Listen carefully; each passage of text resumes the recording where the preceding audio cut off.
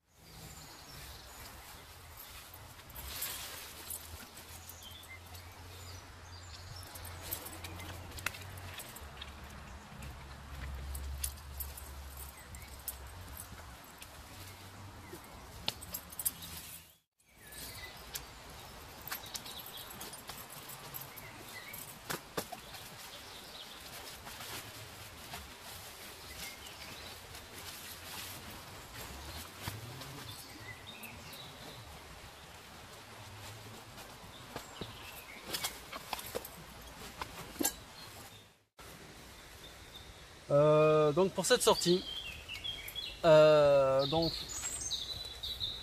le petit plaisir, hein, les différents rock-bats, c'est différentes pâtés de rillettes de canard, pâté basque au cèpe, pâté basque au porc, pâté basque au piquant. Bon, c'est sympa ça. Bon, avec du fromage. Je vais l'accompagner avec ce petit vin là, un petit pur-sang, histoire que ça passe un peu mieux dans la bouche avec mon petit pain bio avec plein de petites graines dedans. Voilà, donc ça va être pour l'apéro ou pour les petits coups de faim. En supplément, donc évidemment j'ai mon dalle et puis j'ai eu encore de la viande séchée. Pour ce soir, j'ai aussi expérimenté j'ai trouvé ça là à 7 € Intersport, j'ai trouvé ça fun. C'est peut-être un peu plus éco et j'ai pas trouvé de pchit anti-moustique. Donc je vais quand même me faire de la fumée pour éviter de me faire bouffer. Mais bon, tu t'entends rien à rien. Le truc à la citronnelle, si ça dégage un peu d'odeur ou je sais pas trop quoi, ça sera toujours le bienvenu. C'est pas donné, hein, putain, 12 € quand même. Hein, bon. Je vais voir. Bah, tu vois, à la limite, il y aura aussi pour les torches à huile.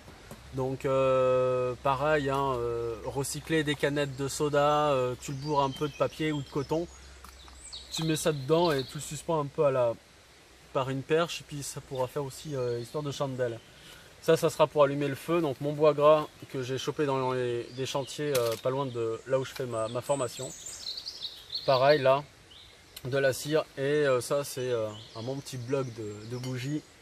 Ça sera vraiment pour donner un petit surplus, puis que ça donne, peut-être si je trouve du bois humide, pour vraiment le rendre sec, et puis que ça dure pendant X éternum, sans que je m'occupe vraiment trop du feu.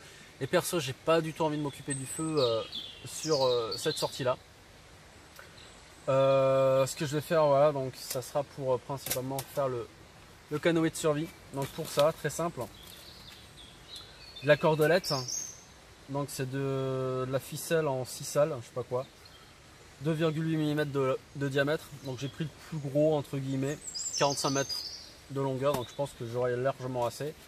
1 mètre, pour pas me tromper dans les mesures non plus. Ma fameuse grand-mère, donc la fameuse hache de chez Peugeot, d'après mes recherches, a daté de 1857. Donc c'est un vieux fer qui a vraiment des années. 600 grammes. Putain de moustique, voilà, je commence déjà à me faire bouffer. Voilà, chez Peugeot Frères. Et donc voilà, le fameux manche en icori qui est en fin de compte de l'olivier ou de l'olivier américain, je crois. Je suis pas sûr, mais j'ai un peu zappé. Vachement léger et j'ai hâte de vraiment le tester. Surtout que elle est rentrée pile poil sur l'œil de mon fer de hache. Et franchement là-dessus je suis vraiment content. Donc à tester. Et pareil après bon, j'ai pris sac de couchage, j'ai pas trop envie d'avoir froid. Pareil après couverture. Ça sera vraiment plan. Et j'ai réussi quand même à le caler dans un petit 35 litres. Donc ça va, je suis plutôt content. Et ben donc comme tu t'en doutes, il va falloir que je m'attelle quand même au bois. Et faire au moins une petite réserve. Ça sera cool. Et pour ça, au cas où, j'ai pris ma petite Six Fiskars aussi pour me donner un petit coup de plus dans les outils. Pareil, là il fait 20 degrés, je crève de chaud. Et voilà. Que dire de plus? Bon, ça c'est.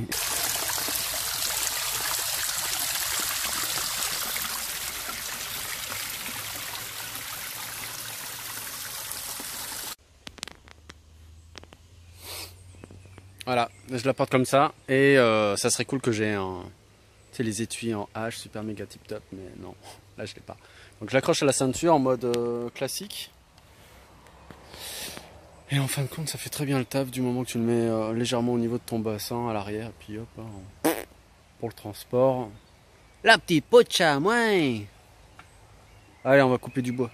Couper du bois. On va le descendre là.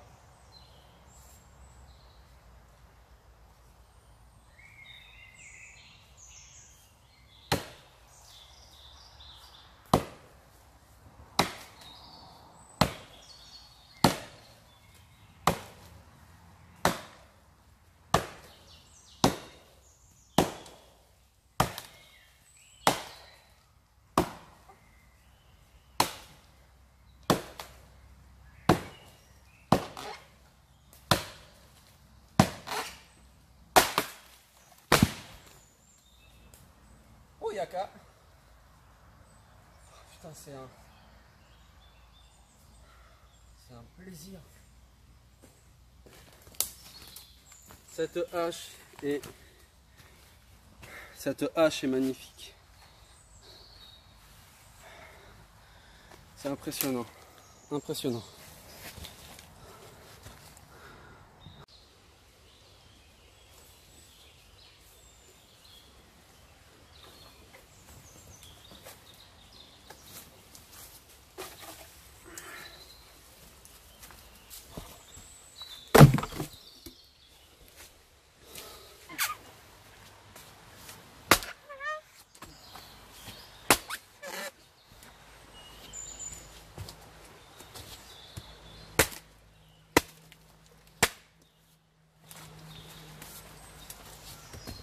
Ah, eh ben, vite donc.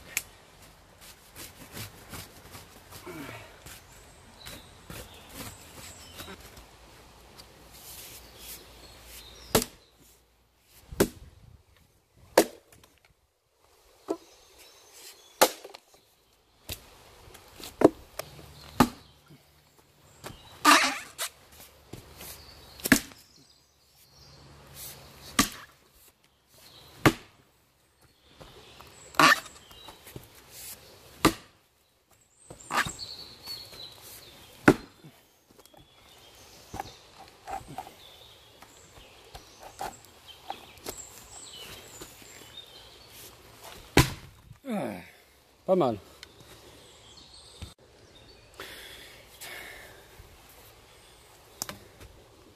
Voilà, pour le coup, on va tester la fonte pure.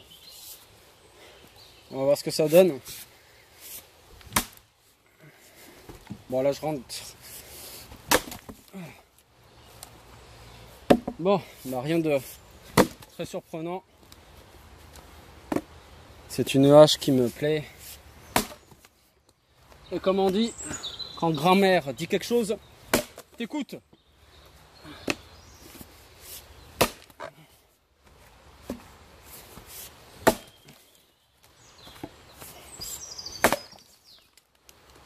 Je suis vraiment très content.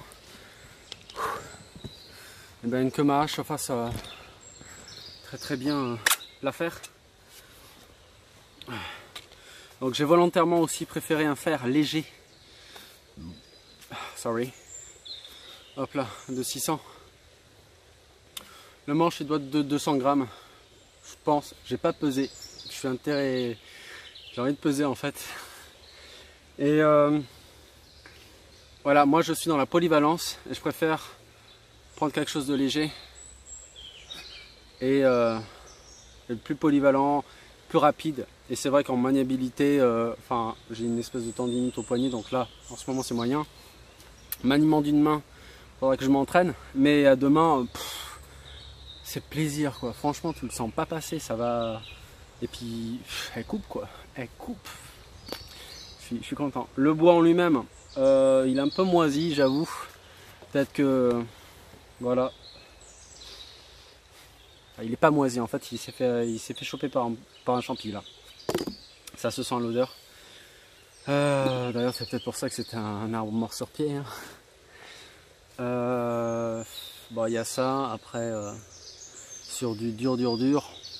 Bon, je vais tâter plus tard, mais de ce que j'avais pu enquiller avant, elle envoyait ce qu'il fallait, donc ça va, ça m'inquiète pas trop. Mais là, ce qui change vraiment la donne, c'est le manche. Franchement, l'ergonomie du manche, je suis vraiment très content. De plus, par rapport à l'inertie, bon, on n'a pas vraiment quelque chose de super méga fort, mais quand on prend la ligne droite ici par rapport à l'ouverture de main, on n'a que très peu d'écart, qui fait que vraiment quand je suis en bout de manche, bon, j'ai peut-être 2-3 cm par rapport au fer de vache. C'est pour ça que des fois tu as des poignées ici qui sont légèrement un peu tordus et à peu près au même niveau que ta lame. Hop, là je suis au-dessus, mais des fois c'est vachement plus bas. Là quand tu envoies du steak, quand tu touches, tu as encore quelques centimètres d'inertie pour vraiment encore attaquer dans le bois. Et c'est le cas de la hache Mora, il me semble. Le truc de couteau là, ils font une hache qui a un manche un peu franchement tordu. Et ça c'est pour envoyer de l'inertie à donf. Et pour une hachette de cette catégorie là, elle doit envoyer du steak. J'ai pas vu de tuto sur les tests et tout, mais je pense que elle enquille sévère et pas si lourde que ça. Bon, à voir. Après voilà, faut aimer le côté plastique. Ah, moi c'est pas mon cas. Mais j'aimerais bien la tester un de ces quatre. Franchement celle-ci. Bref. Bon voilà. Je vais me poser là parce que j'en ai un peu plein le cul. Je chauffe. Le feu. Où est-ce qu'on en est? Donc j'ai déjà tout ça de bois. J'ai fait ça. Je me suis ramené aussi deux branches de pin de Pinus maritimus quand j'ai travaillé là sur mon stage là en élagage avec Florian pour allumer le feu avec le petit bois gras qu'il y a dedans. Ça énarde quoi. Il y a 2-3 branchettes mortes. Là je vais profiter de fin de soirée et débuter un peu mon chantier construction navale.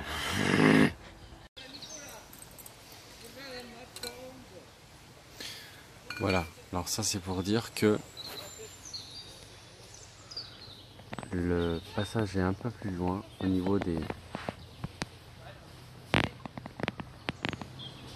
Voilà, un passage équestre, passe pas loin et je suis tellement bien planqué que personne ne me voit.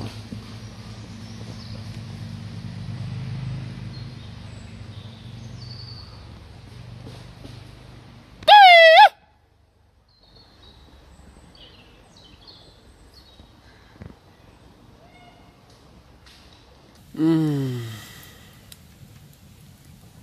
Avec ces réflecteurs, franchement, c'est le panard.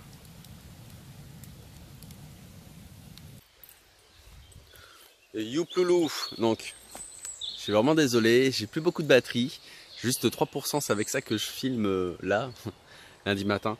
Ça a été quoi? Ça a été quasiment que de la sieste et dormir tout le week-end. J'avais beaucoup de fatigue à accumuler, il fallait vraiment que je pionce en fait. Et dans ce cadre-là, il n'y a pas mieux. Donc voilà, la création du canoë, je m'y attelle plus tard parce que déjà là franchement j'étais un peu trop crevé. De deux, j'ai plus beaucoup de batterie, donc ça c'était mort. Je pouvais pas filmer tout ou juste avoir le début et pas forcément la fin, donc c'est dommage. Je vais me refaire une sortie d'ici là. Voilà, j'essaye de raccrocher les wagons. Bah à plus tard, en tout cas, bah voilà. Je suis content que tu as regardé la vidéo, c'est cool. Et bah à plus tard, hein. De toute façon, là maintenant il y a les beaux jours, ça va t'époter. Hein.